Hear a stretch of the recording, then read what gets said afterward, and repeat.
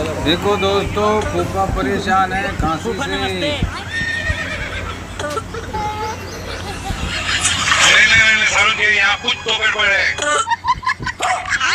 और अभी तो रुको, क्लाइमैक्स अभी बाकी। और साले साहब क्या हाल चाल है?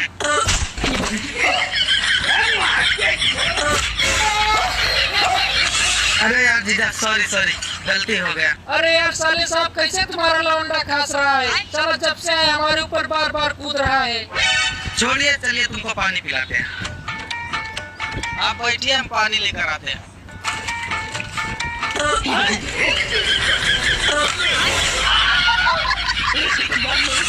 रुको जरा, सबर करो।